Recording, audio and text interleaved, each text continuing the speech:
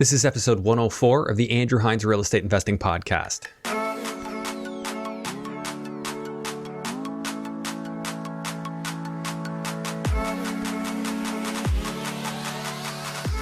Welcome to episode 104 of the Andrew Hines Real Estate Investing Podcast. Today I have Glen Sutherland on the show, and Glen Sutherland is a name you might find familiar if you're used to listening to his podcast. He has a podcast called A Canadian Investing in the United States, and he's a pretty successful investor. He's got a very interesting story, and he is just all over the place in terms of his areas for investment. The guy has a lot of systems that are incredibly useful, and what I really wanted to do, and I actually pushed this episode up in my queue. I just recorded it because it's very relevant to me, is I wanted to dig in. How does he look at new markets, and how does he decide what markets he wants to invest in, what key elements to look for, and how he's going to be able to set up teams in those areas? Because as investors, we all have that challenge that it's hard to want to go into a new market when you have everything established in your existing market. And I'm definitely guilty of that. I'm very well set up where I invest, and it makes me not really want to invest the time into new markets. However, now given what's happening in Canada, I'm actually very interested in the prospects of investing down south. So I thought this was an incredibly well-timed discussion.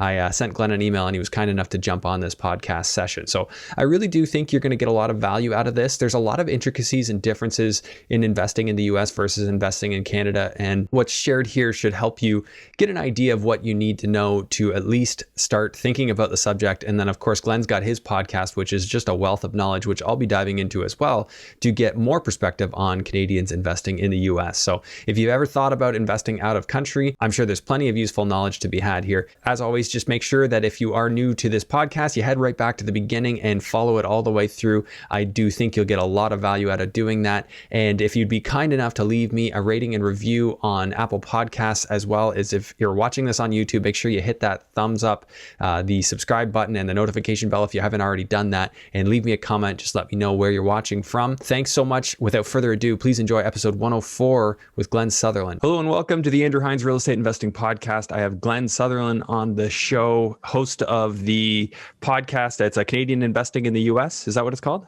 Yes, it is. Yeah. Right in your background there. Yeah, the Vistaprint special. Nice. Well, Glen, thanks for doing this. Yeah, no problem. Thanks for having me. Well, I'm really looking forward to it, and this is selfishly very relevant to me, so I'm going to get all my questions out here. But first off, for those who aren't familiar with you, haven't heard your podcast before, can you just let us know what it is that you do as an investor, and then, of course, what the podcast is about? Sure. Yeah. So I am a Canadian investing in the U.S. I did start with investing in Ontario, which is where I live, and I branched out into the U.S. And so it's kind of started off as my investing journey, and then I started teaching on it. So it is very educational. It's like a free educational platform. A lot of times we just teach topics, short sales, how to do all kinds of different things in the States.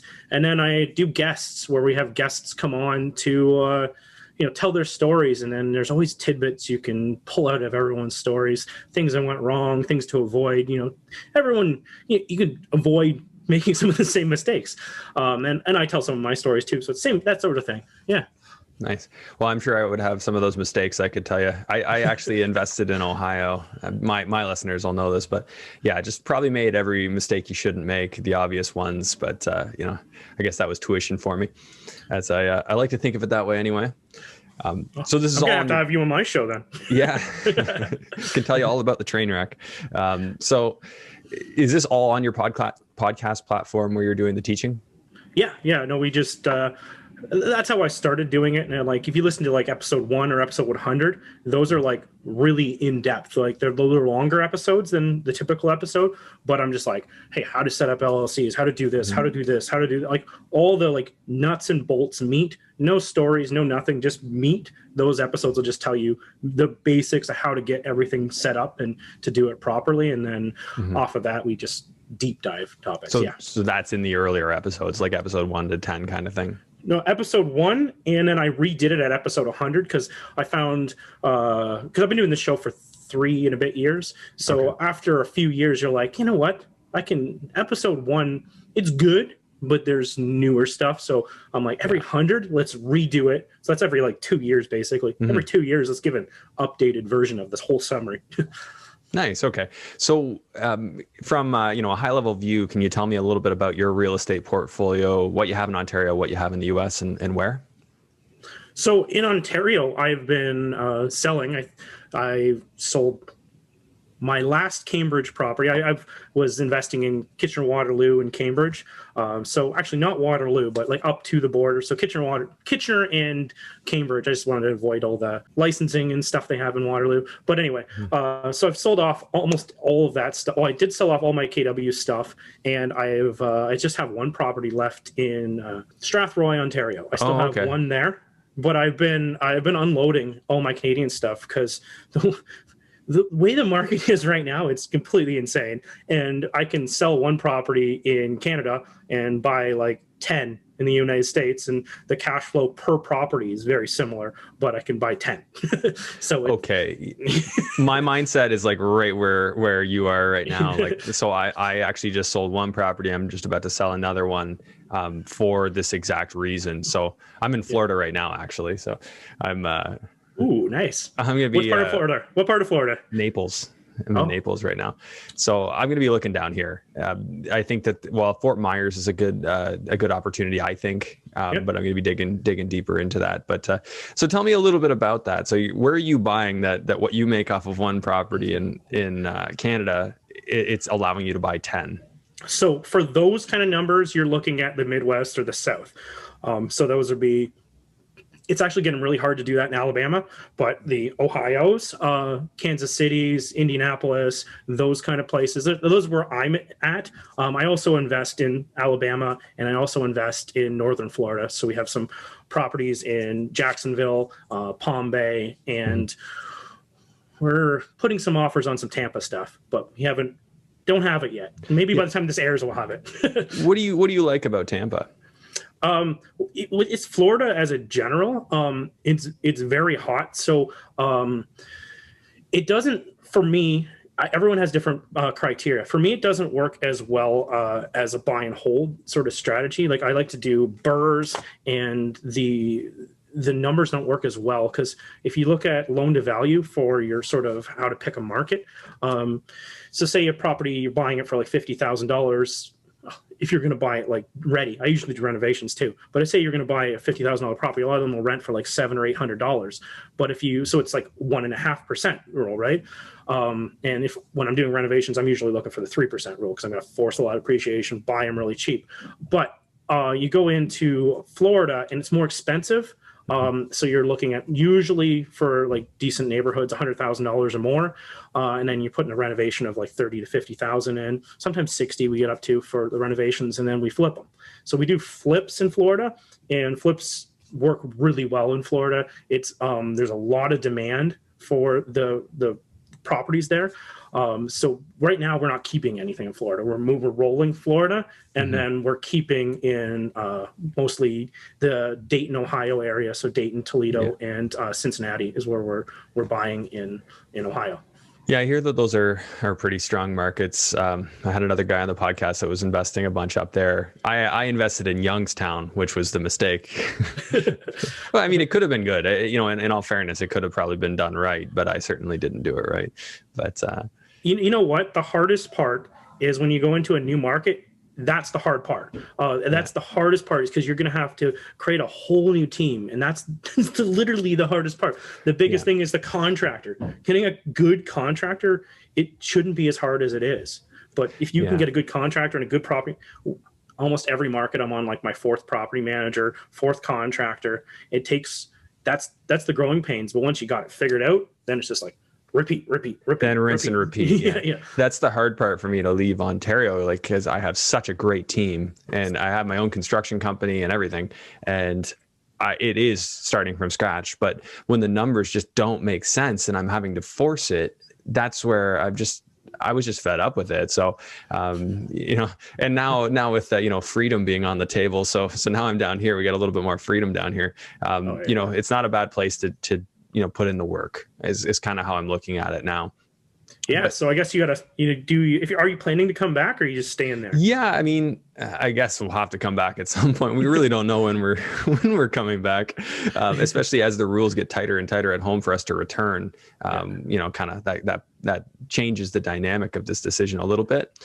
But yeah, I mean, if it goes well down here, I'm totally open to going down the investor visa route and trying to make it a more permanent move. So everything's on the table. What's that? I'm in the middle of that. I'm probably 90% through the E2 visa program. Oh yeah, to get my social and working visa and all that stuff. Yeah. Okay, so I'm trying to think. I've talked to an immigration lawyer, starting with I think it's an L visa, if that makes sense. I'm not sure. I have to review my notes. There's a whole lot of them. There's of them. Actually, I have 3 episodes on the different visas on my show, if you want to deep dive. Okay, yeah, I am going to be deep diving into your show, just because I think this is a very relevant topic, because we're talking about, for Canadians where we're not really able to get the cap rates that once were, staying in the Ontario market. So if we want to look south, that's an opportunity for us. Like, you're talking 3% rule. Where in Ontario are you getting that? Not even in Sudbury are you getting that. It's hard to get the 1% rule. Like, are you going to buy a $500,000 house and rent it for $5,000 a month? No one's doing that, right? And that's, so student rentals, I was able to pretty consistently get like 0.65 or something like that, and that was good, decent cash flow. But I mean, it's slow moving when you buy for cash flow at that level, and you're limited by our banks and the amount of down payment we need to have. It's not a recipe to create a freeing amount of cash flow. So I've been talking about this for a while, not really loving the way the market was going in London, which is where my main investing home is, to want to make a move. So I guess if you're talking about moving into a new market, what are your criteria? What are you looking for when you decide, hey, this is a market I want to work in? So everything is different from everybody's different what they're looking for. Mm-hmm. For me, I've dealt with the Ontario Landlord Board a lot. And so for me, I'd like to avoid that as much as possible. I'd like to pick a state where it's more in my advantage. The rulings, the precedents are in my favor. So when stuff happens, the likelihood is they'll side in my favor based on, because I'm not a negligent person or negligent landlord. I am going to fix stuff, everything else. So I want to pick places where that's going to go. I want to pick places where eviction laws are going to go quickly. And that's a big thing, right? Right now, everything's kind of a mess for evictions. But so I'm trying to think. The top, I have a podcast episode on this as well, really old one. I have to redo it.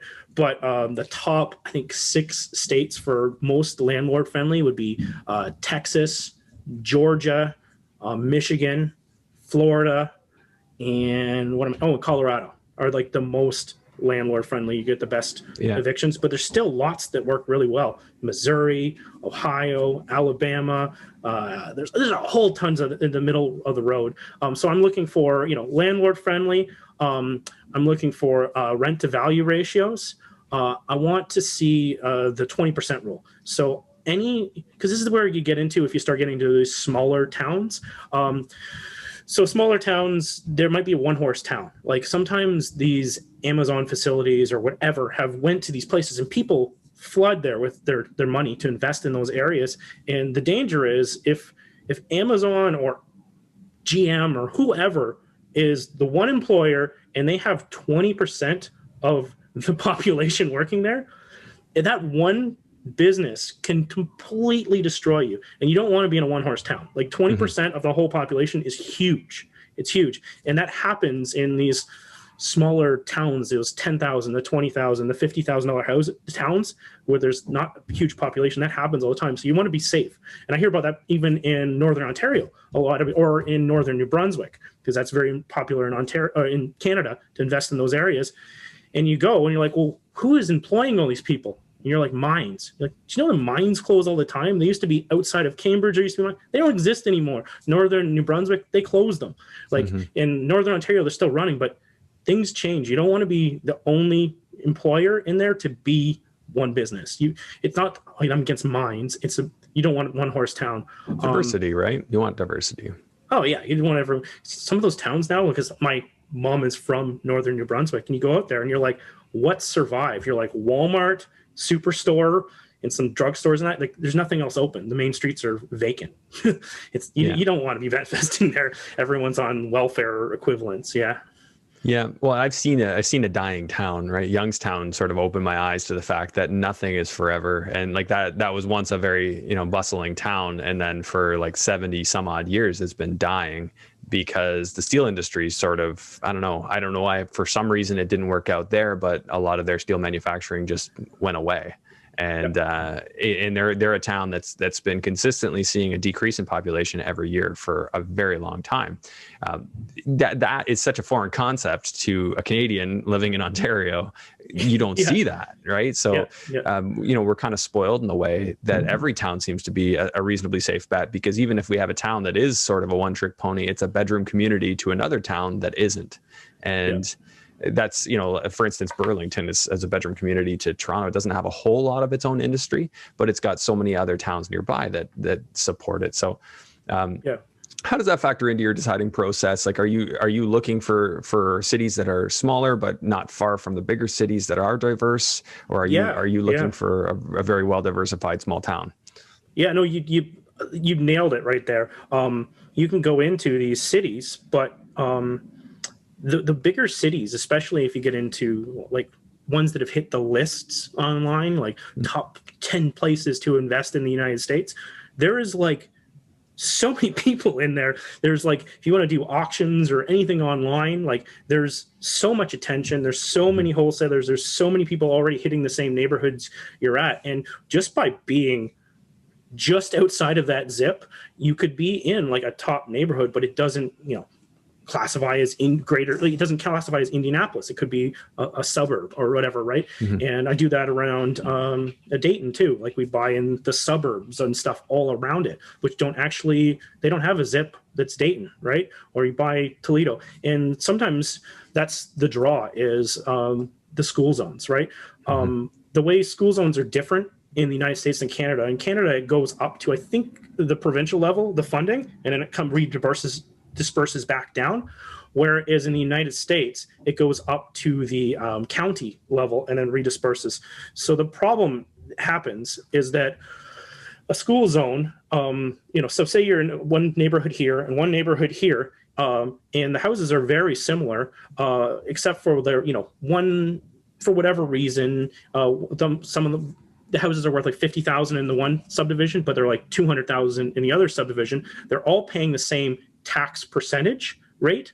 So the one school board is going to get 4 times the amount of tax money for that school as the other one's going to get for that school. So everyone wants to be in that neighborhood. And what draws up some of those neighborhoods is you'll have like a small village, like the original village, but then they've built all these subdivisions around it, right? And so the tax dollars on those subdivisions, they're based on what the houses are worth. Not like a lot of these houses, you buy $100,000 house, but you look at the appraisal or the assessed value, and it's worth like 20 or 30,000, right?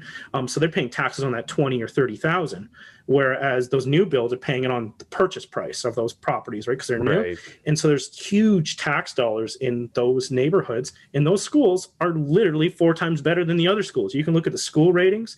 And one problem I've seen with Canadians is we don't understand that. And we'll go, okay, there's this line. This school district is on one side and this school district is on the other side. I'm going to buy like literally on the road. One side of the house, the road is worth like, you can pick them up cheap. One outside is expensive. And you think, oh, if I build this one and make it really nice, I can comp out against that. You might comp out, but you won't sell for that because the people want to be in that school district. You might get lucky and you might sell it to someone who doesn't have kids and that isn't important to them and they want to be part of that other district. People think they can move these lines, but they're hard lines because of school zones. And it's tough. Like, you can move crime lines, but it's really hard to move school zone lines. And it's very important to people with young kids. Okay. That's like, so to simplify that is, well, for one, make sure you're looking into what school zone you're in and always place an importance on that. So within the same county, you're saying there could be different lines that still separate them. Yeah. Okay. So so people need to be paying a lot of attention to that. Sounds like that's probably one of those common mistakes that I'm going to ask you about here. There's lots of little mistakes like that. I get the calls from people like, oh, things didn't go away. Yeah. How do you manage your properties now when the border's locked down? You obviously can't be going across the border regularly. I mean, maybe you still have a way that you can do it, but what's the procedure now? Are you just set up enough in these areas that you don't need to be there? Yeah, I haven't. Even before COVID, I was rarely going to the States for properties. I used to make like the yearly trip to Alabama, but it wasn't necessarily even see my properties or even drive by them. Sometimes, a lot of times it was for connections and shake hands and talk to the people. And so with a lot of it, it's property, like you're doing it from a distance. I know some people will still self-manage from Canada. I believe in using property management. So all property management is not the same. All contractors are not the same. So that's what I do. And so for when I'm managing a renovation, I want to get I usually buy from wholesalers, or if I'm buying foreclosures or short sales or, REO stuff, I'll be using a realtor. So a realtor for the REO stuff, right? Like real estate owned, they will be like from the banks. They will be doing they can get you pictures, they can do you walkthroughs, you can get renovation quotes. And that's what I want, is I want a contractor to walk the property before I buy them. That's the tricky part when you get into wholesalers, because they want the quick close. So you need to have someone to bid out these properties very quickly. And in all honesty, it's a numbers game. You do some quick calculations on the neighborhood, and you get a real software to run your comps. You're not using the Zillow, not using the Trillia, not using the realtor.com, because those are just pie in the sky numbers. They could be off by lots. So you want to be getting like an REI Pro or a Prop Stream or one of these software programs to run your comps. If you can run these numbers and you can analyze the neighborhood and stuff, and you have a real contractor quote and you have real photographs, whether you got your contractor to do it, you paid for some boots on the ground, gave them some money, you have to pay. I pay everybody. No one should work for free ever. Because they won't keep doing it for you, and these are important people to you. So always pay everybody. I've heard this problem so many times. People ask, "Oh, their contractor, just go take a peek at stuff or take a peek at this," but they're and they don't get paid unless just give them $50, even if they're just run just something. Keep it. They're paying for their gas and everything else. But if you have ran your numbers, you have real legit construction quotes, real ARVs. You don't need to see the properties. You don't. It's a mindset to sometimes get past that, but you don't need to see these properties. It's this is what the ARV is. This is what the current value is. This is what the renovation is. You plug all the numbers in, and there it is. That's all you need. The problem is if you don't have a good contractor, a lot of times some contractors, this isn't how all of them, but a lot of them think of it as piecework. So they'll bid out the quote and this is the kitchen cupboards, this is the floor, this is the trim, this is everything. And if anything's out of scope of that thing, then there's an ad, and you screw up all your numbers, right? What you ideally want is someone to, which isn't easy to find, a contractor that'll be this is the project. These are all the pieces of the project, but this is the project cost. We've built in reserve funds and money, and this is what the project will complete at. And then it doesn't matter when you get a good contractor like that. A lot of people will be why have we only got one contractor quote? And I'll be because they'll do it for this price. The other guys might be cheaper, but there'll be ads and ads and ads. And and so one price isn't necessarily the same. And I feel the same, right? I really do rely on the trust too. Cause with the itemized quotes and things like that, if you're working with somebody you don't trust, there's a million ways they can try and, pull a fast one on you. So reputation is so important, which makes it so hard when you're dealing at a distance. You don't know if you found a reputable one. You might think you have, and then you might be wrong.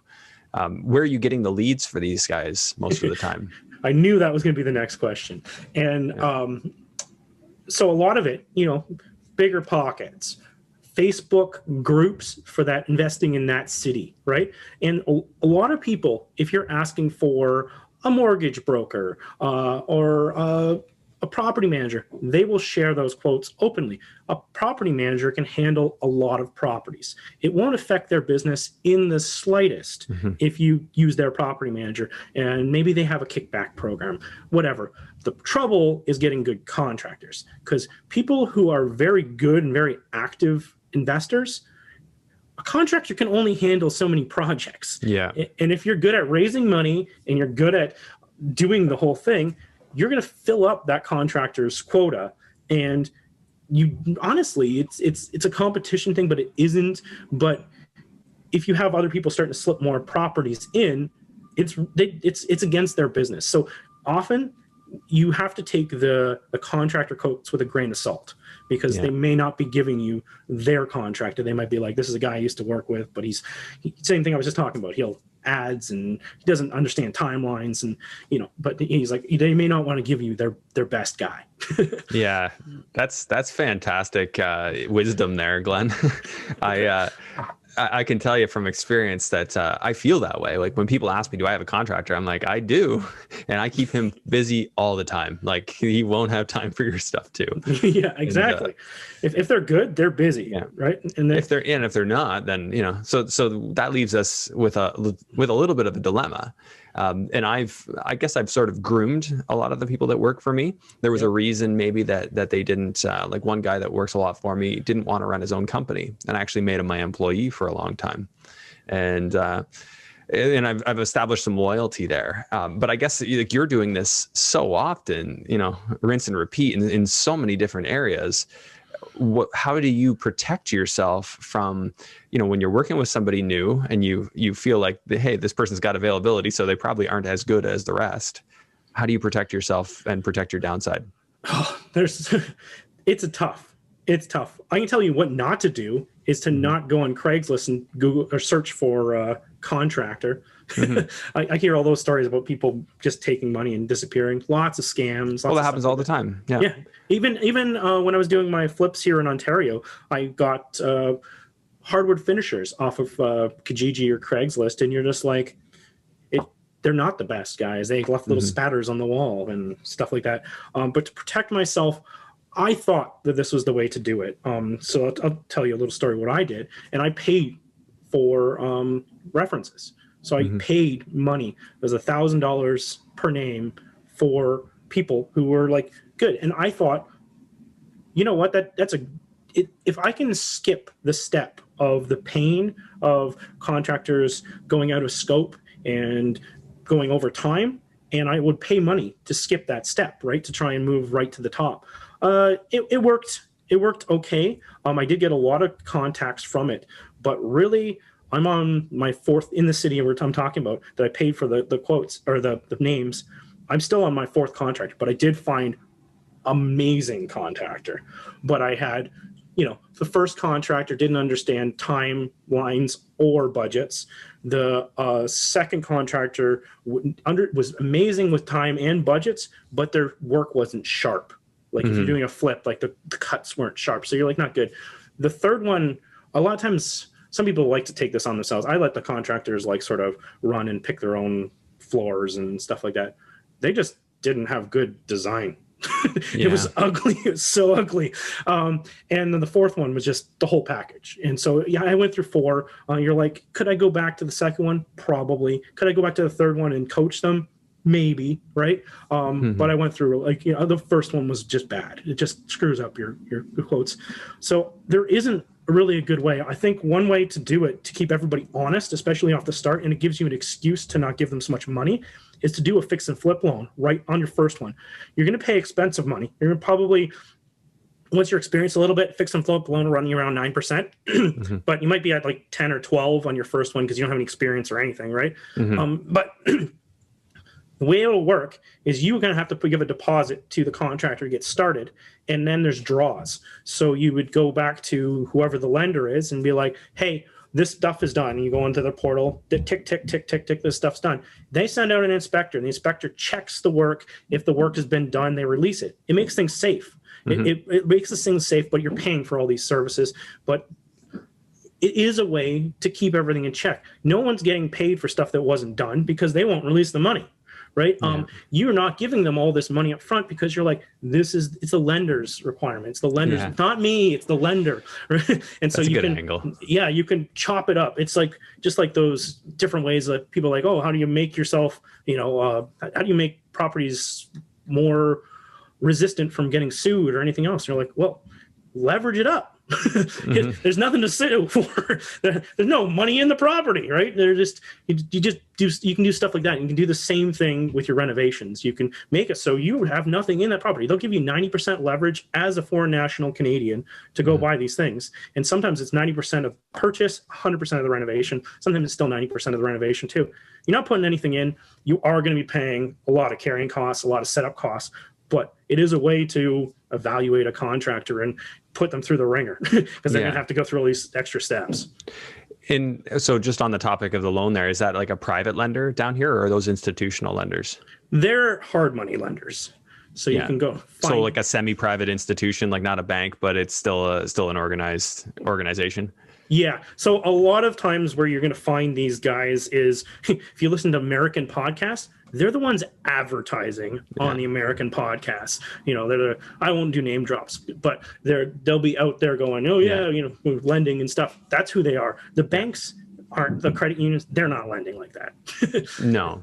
So, but you can use that type of lender if you're doing a BRRRR. You can use that up front, and then you can refinance with a bank. Would that be true? Okay. Yep. Now, this is obviously a challenge for Canadians. So my initial experience down there, I just borrowed money in Canada and bought cash. Yep. But I know a friend, he's gotten commercial portfolio loans on a big portfolio he's got like 20 some odd in Phoenix. And I think he's levered them up to like 65%. Yep. And as a Canadian, that was okay. What are you seeing? Like what players in the market do you see that are, have an appetite to lend to a Canadian where you're working? Yeah, it's more of the hard money lenders, some of the smaller banks. And it's the banks like in states closer to Canada have more options, right? So if you want to go invest in New York, right, just across the border from Ontario, there is more banks that are used to Canadians and have more programs for Canadians. I don't invest in New York, but I know that it does exist, right? So there's the hard money lenders, there's the mortgage brokers. Mortgage brokers will find you a foreign national loan. You can go into like LinkedIn and look for foreign national lenders. There's tons of them. People will list that because they know that that's what people are, they're looking for. Like contact me, I'll give you my list. Yeah. Well, no, that's awesome. I mean, that's super, super useful because like the biggest thing is not inventing the wheel. Like I hate inventing the wheel. Like I like leveraging my network to find answers to things, like whereas I used to just like make all the mistakes myself. But as we've probably both done, you don't want to keep making those mistakes. They're painful. Yeah. Do you generally find that these different lenders, like if you're working with the smaller banks or you're getting the mortgage brokers that are finding options for you, they're okay with investment properties for Canadians? The problem, they are all okay with it. The problem is the way notes and stuff are serviced in the United States, they have to sell those notes. So it's the secondary market that's buying these notes. And that's the issue. And it keeps changing. As doors close during COVID, so do loan programs, and loan programs get worse for Canadians because you got to understand the risk level that they're taking. If an American, even an American in a corporation, but they're personally liable, they're doing a recourse loan, which is like a Canadian loan. All loans in Canada are recourse. Yeah. So if they're doing loans like that, if they don't pay, they can go after those people, right? Right. Depending on what kind of structure, there's all kinds of different walls and stuff, but they have recourse. Whereas Canadians, they have to be non-recourse loans. So there's nothing, they only can go after the corporation. We're sitting in Canada, they can't come across the border to try and collect this money. So that's the risk they're taking. That's why they're going to move the interest rates up and the loan to values down. But if you can create relationships, you'll see as you go, the more you get, the interest rates will start to come down. And as COVID, Americans still think COVID's over, I think, but not here though. But they think programs are opening. They're now starting to offer up to 75% to Canadians. It's still rare, but as I said, as COVID goes down, it drops. It'll be like 60. They'll start be like just close, right? And then they start to open up and come back up. And now they're like, okay, now they're in the business to lend money, right? And if you can show, some of them are starting to take Canadian credit scores, which is new. So they'll pull that stuff. So if you can prove that you're going to pay, history, you've been doing this for a while, things will get better. Partner with someone who's already doing it, because they probably already have a better relationship. Whenever I do my partnerships, I qualify for the loans, or I do all the loan applications, because I have a lot of properties, and I show that if they go look them up, they're all performing. I haven't missed a note payment on anything. And so it's good. If they go and pry, their interest rate is like 2% higher. Right. So what would be a reasonable expectation for someone like myself, going, say I find something in Fort Myers that I really like, what would be a reasonable expectation for me from a loan to value standpoint? Say it was a single family home that I intended to rent out or BRRRR. So if I'm going to, even in my sheets, if I'm just going to do it, then you can be pleasantly surprised. Usually foreign national programs typically are 65% loan to value. Okay. So put that in your numbers. There are 75s out there now, but typically it's 65, right? Okay. So that's what you're going to mostly get. When I was doing this years ago, it was more around the 7% range. We're now getting in the mid 5s.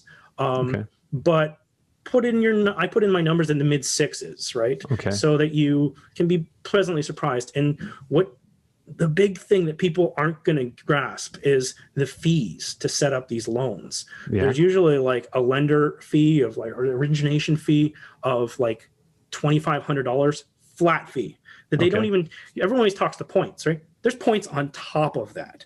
So sometimes you're going to be paying like this $2,500 lender fee, which is going to the lender. And then there's a broker, and you're going to be paying the broker the points. So there's an extra level, and a lot of people run their numbers because they compare everyone based on the points, but the lender fees can vary too. So it's one of those things to ask when you're quote comparing loans, because sometimes you're comparing apples to oranges and you don't realize it, because you think I'm comparing interest rates, loan to values, and points, but there's actually the origination fee changes too. Wow. Yeah. So there's a lot to pay attention to there. So not dissimilar from our private lending in Canada. Like, I mean, if you could pay 2% and 2% to your broker and your lender if you're taking a private mortgage back home. So, you got to know those little differences, those subtle differences between each country and each state. Of course, I'm sure there are more differences too. What's your typical structure? Like I know before when I did it, I had an LP, which held my properties, and then I had an LLC, which was the general partner on the LP. And, it was more or less a way for me to kind of treat it as personal income rather than corporate income. Is that something similar to what you do, or are you doing things differently? You know what? It's really, I talk to my CPA every time, and we do it differently depending on what our goals of the thing are. The most common is an LP. A lot of times we do flat LPs. Sometimes we do an LP with the LLCs underneath. We have one with 5 LLCs underneath. Sometimes we have a couple LLCs. We split the properties up because it's all about your level of risk, right? If you are, labeled or judged, or I guess at court or whatever, and you're liable for this whole whatever happened, they're going to go after that corp, because that's what you're doing. You're Canadian. They're not coming after you. They're coming after the corp. So how many properties do you want to have exposed, and what are the prices of these properties? And it's all your own flavor, right? So my typical thing is LPs. As Canadians, another common structure is that a lot of people have already been set up these corporations in Canada, right? So what they'll do is, if you already have a Canadian corp, this is what they'll set up almost every time, is they'll set up a C corp underneath your Canadian corp, and then underneath that they'll put LLCs.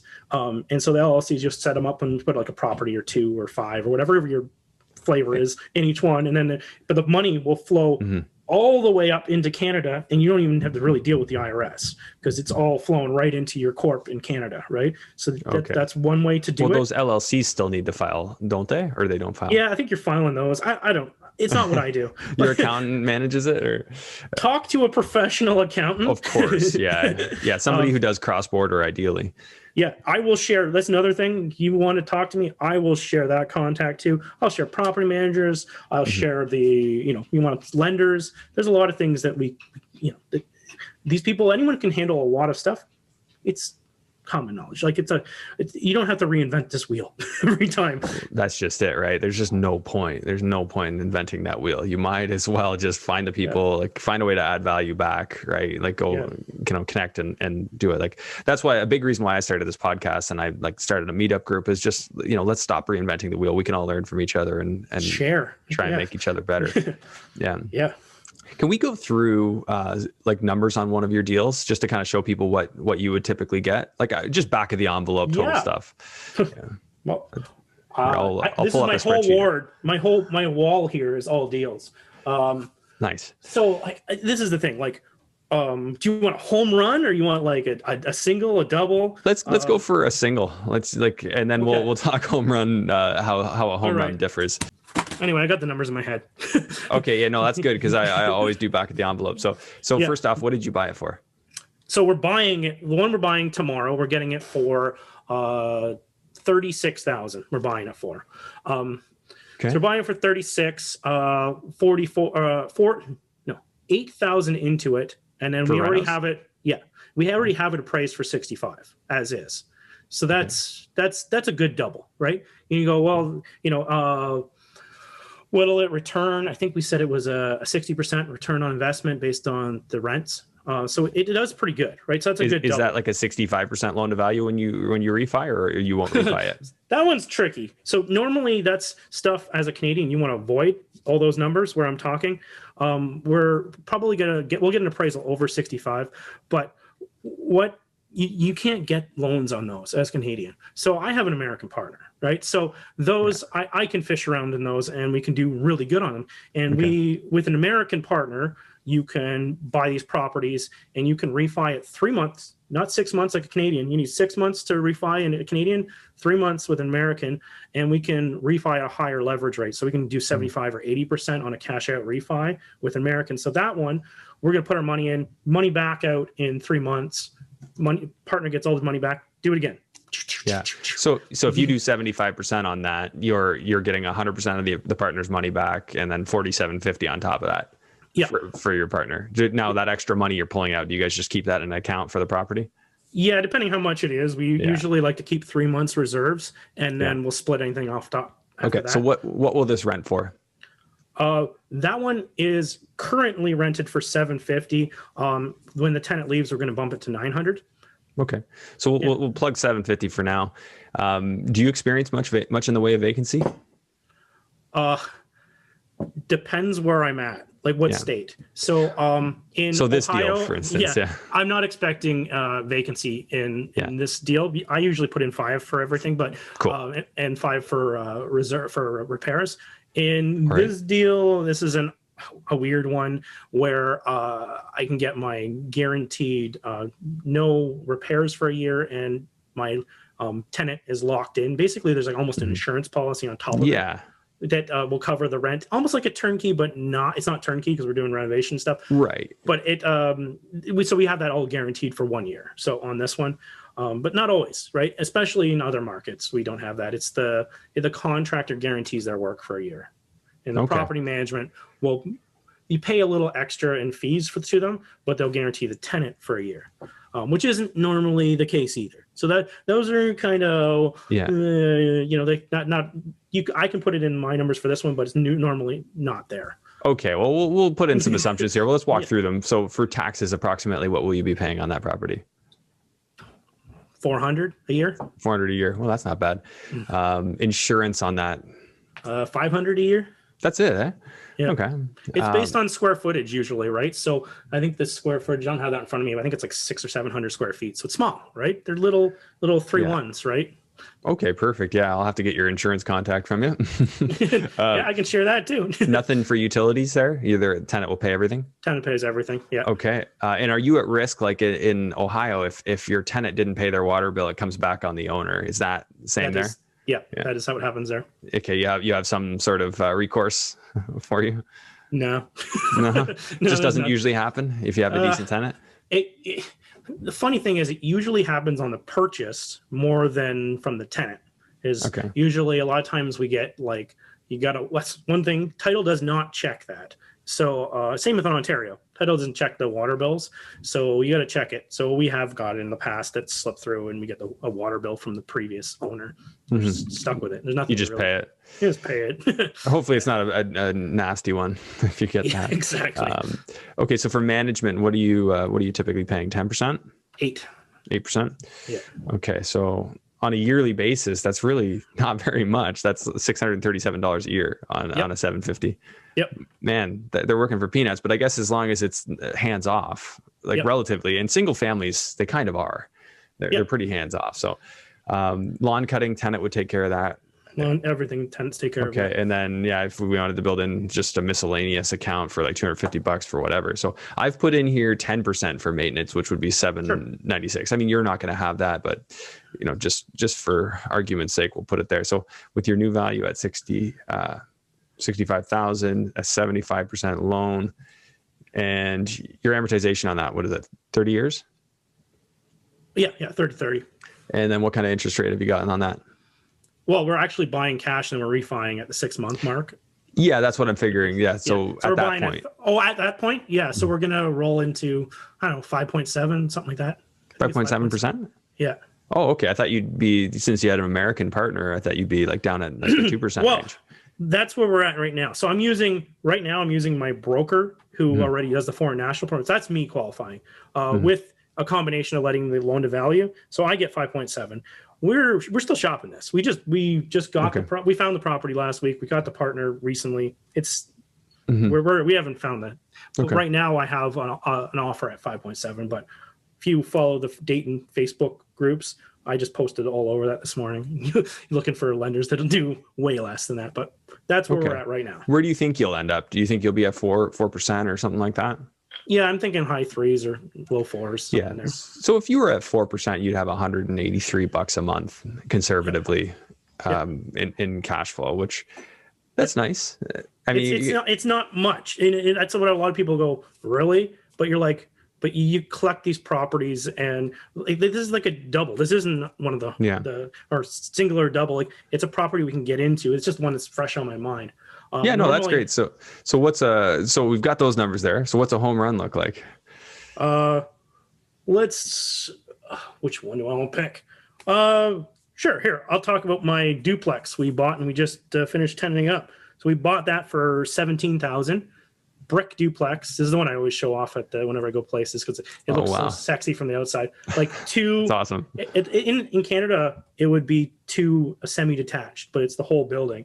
So it's like 3,500 square feet, like two buildings. They're all. That's incredible. Brick. So we got it for $17,000. We put $60,000 into it, and we're hoping for the appraisal, which we just appraised on Tuesday. We're hoping for $150,000 appraisal. Okay. Yep.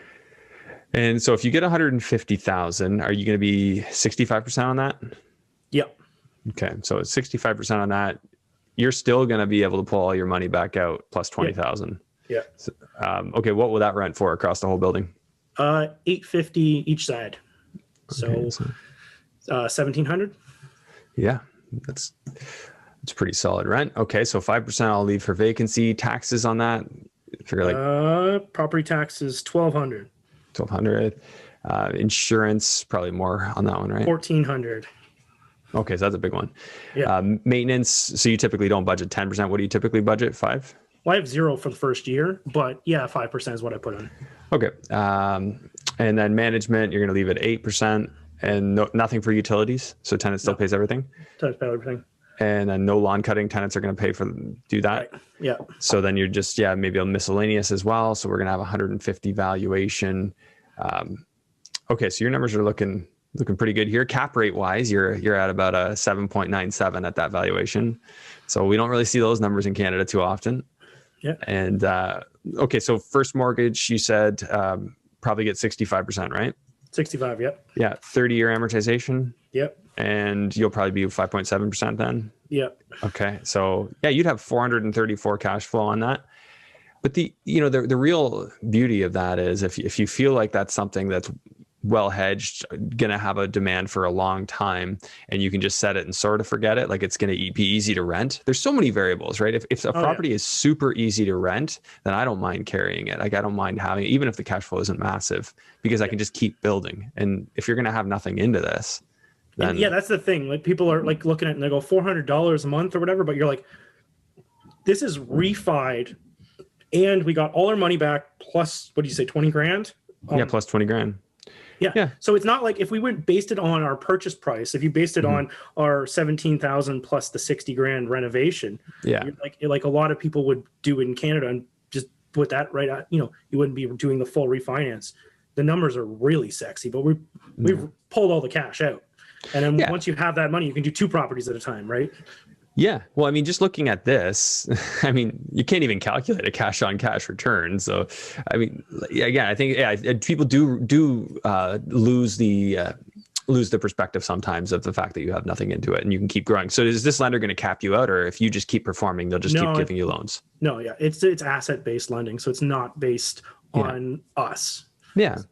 To me, that seems fantastic, because one day those are all going to be, minuscule loans, or you could just pay them out or sell a couple, pay a bunch out, and then you're just pure cash. That's the trouble with a lot of these 30-year loans. You don't pay down a lot of mortgage every year. Well, I was just looking at that. You're paying off $104 a month to start on your $97,000 loan. Yeah, because it's stretched out longer and it's a smaller loan. So you're like, it's not. Yeah, I mean, you could switch it to just for argument's sake, if you went with a 25, your cash flow only drops down to 389, and now you're paying off 150 a month. So your actual return on this, we can't calculate. The funny thing is with some of these loans is you actually can get better interest rates and stuff by doing the 30-year. Oh yeah. So they want to lock it in for longer periods of times, and they'll have like a prepayment penalty sometimes for 3 years or whatever. So they want you to like pay this set amount for 3 years, and then you can go into the aggressive payoff or whatever you want to do. And these are 30-year loans, right? They're not 5 years with a 30-year amortization. No, right? Like 30-30s. So they're actually 30-year loans. Yeah. Yeah. So at least you know where you are, Canadian right? is a 525, right? So every 5 years it renews, and it's at 25 term. Yeah, I mean, you're hedged against what happens with their dollar down there, right? If you're in 30-year loans, if their dollar goes nuts, their inflation goes nuts, you're still set. And then at that point, maybe those properties go up in value significantly, and your loan stays the same, and your interest rate's still manageable. So that could actually work out really well for you. And what you do is then you once you have a property like that, you talk to your property manager and find out what are all the properties on that road that are a problem, like kind of dungy or whatever. And then you go buy all those properties and you fix them whole up. Yeah. And then if you ever need to do a refi, there's like all the comps are awesome on the road. Yeah. Well, but when you buy them up, you're setting low price points, right, for buying them up. I mean, and you're not selling them, right? Do you recommend, if you're taking that strategy, sell a couple of them after you renovate them so that you can set a precedent for value? Yeah, even I feel like by doing some of these refi, I don't know if that actually is registered. But I don't know. Yeah, I guess you can sell them. Yeah, that's a good good question. If you know who your appraiser is going to be, send them a copy of the refi appraisal for one, just so you can show them. I don't know. Yeah, that the question is, if it doesn't sell, does anybody ever even know about it? Okay, so I did have something else I wanted to ask you about. So you mentioned some tools that are very unfamiliar for Canadians, like a tool like iPro, you called it, or REI Pro software. Yeah. So this is something that you can just pay a subscription to and kind of run your own analysis on your own deals. Yeah. So it's going to be on all sales, right? Mm-hmm. So like if you go into it, it'll show a map of the whole neighborhood and what its approximate value is. Like, and those are kind of like Zillow numbers, right? They're in the ballpark. They really don't really mean a whole lot, right? Mm-hmm. But then you can go into a sales comparison and it'll show you like this is what's sold, and it'll drop all the pins on the map. And so you're like, okay. And if you have your other maps of the school zones and stuff, you can see what is in the what are comparables, right? Mm-hmm. And then it gives you links, because I think it's back ended in Zillow. It gives you links to all the Zillow actual listings, like solds, not for sale, solds. And so you can go look at it. You're like, is that renovated? Is it not renovated? Click on it. What level am I renovating to? Find It's a little bit of work, but you can, by the end, you know what that property should sell for, right? Should appraise for, what the comps are going to pull for them. Yeah. Okay, so you recommend using a software like that if you're sort of getting started? The danger is if you don't, you're using either a realtor, you should, if they give you a CMA, it should be pretty good. But if you're using like realtor.com and you're just using for sale, it's a different market down there. And like, I find a lot of times they're like probably sell for like 10,000 under asking, whereas we're going into bidding wars here in Ontario. So to pull your comps, you need sales comps. You don't want for sale comps, and you don't want the Zillow estimates, because Zillow has sale comps too, though, right? Like Zillow will show you what stuff sold for. I don't know if it'll give you the report, but you can find what properties individually sold for. Yes, you can. So you can go through, but that's going to be painful. Like, so you either have to aggregate the data yourself, or you can pay. So you're going to have to go click on your neighbors, and then it'll show you what it sold for last. But you also want recent sales, right? So you want to pull. Yeah. Like I filter mine usually 3 months. I want 3 months of sales history that's recent. I don't want last year's numbers, right? Okay, so Glenn, what are the common mistakes, the top mistakes you see people make that they shouldn't be making? Our Canadian friends investing in the US. Well, we kind of touched on the one, getting realtors from Craigslist. Contractors, you mean? Contractors from Craigslist, and buying for, like, some things they don't realize aren't deals, or buying too close to market value, especially in Florida, because it looks like a deal and it feels like a deal compared to Canada. But you gotta, like, I'll just tell you this. What I'm looking for is my minimum deal criteria is the purchase price plus the renovation has to be less than the 65% loan to value, which means that often you're not needing to buy it like 30%, 30 from the ARV, right? A lot of times you go into like Florida and you're like, okay, well, I'm going to go onto the foreclosure list, right? I'm going to pick from that. And you're like, oh, there's this house that's worth $220,000, but I can get it for $200,000. But it's not enough meat to be able to refinance. There's not enough. You're not really buying deals. You're talking if you want to be able to do the perfect BRRRR, right? Because that's kind of what you're accustomed to, pulling all your money back out. Yeah, all of it and more, right? Yeah. And so you buy those ones, you're like, I made $20,000, but you're like, but my money's stuck in there. And you're like, it doesn't matter how much money you have, you're going to run out of money unless you're refinancing or flipping, right? So like Stefanario's book, you need now money, soon money, and later money, all three parts of the deal. And you're going to end up being all later money, and you're going to get frustrated because you're not getting any money now. Yeah, I see what you're saying. Yeah, I mean, in a way, you're spoiled, right? Because in Ontario, we've just kind of accepted, a lot of people have, that the perfect BRRRR, at least in southwestern Ontario, with the way people are bidding up prices right now, isn't going to work right away. Although in a couple of years, you'll probably be able to get your money back out. Oh yeah, if the appreciation keeps going, it will. But in all honesty, this is where I'm looking at. As soon as I have a major renovation in Jacksonville right now, as soon as that renovation is done, the whole thing can just tank, because then I can get the better prices. That's all. They're all relative, right? And you're like, I don't expect it to actually tank. Everything's really strong right now, but they've been preaching this for years, and I don't know how.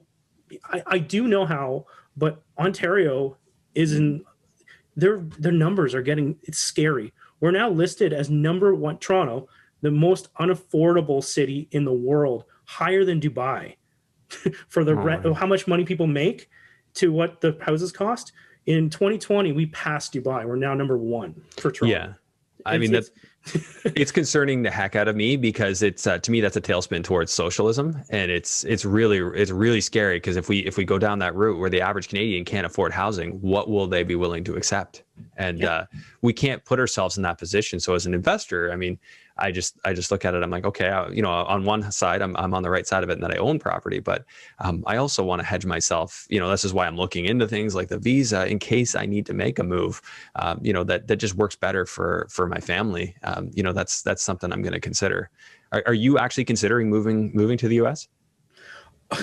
I would, but it's not going to happen. My No, wife so will you're never- just going through the visa anyway. Like, I live in Cambridge, and Yeah. I was trying to convince my wife to move to Stratford, and that was too far. So Yeah. I think moving to the States is like a long stretch. It's a long stretch. Yeah. Yeah. Yeah. It's not something that I would take lightly. It's just something I'd be open to. And I, my wife, that's certainly not an easy conversation for us to have. So, but hey, at least the warm weather down here helps for now. We'll enjoy some of that and play some golf. We got a golf lesson tomorrow, so gonna enjoy that. Glenn, where do people reach you if they'd like to learn more about you and what you do? Sure. Probably the best is just to go to go to the podcast and check it out. It's Canadian Investing in the U.S. It's iTunes, Stitcher, Spotify, Google Play, SoundCloud, YouTube. You're on YouTube, okay? You can actually see us on YouTube. Actually, I don't know what you found, but YouTube is not popular with mine. I think most people listen to it while they're driving, but yeah.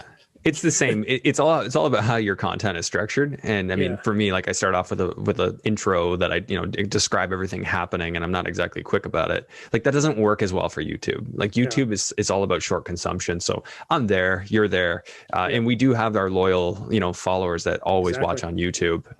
But yeah, for me, it's way more so Apple Podcasts and Spotify and, people listening in their cars, but I've got the video there in case they want it. So exactly. And you never know. Sometimes you get a guest and they want to do like a screen share and show their spreadsheets, and you're like, gold. That's Yeah.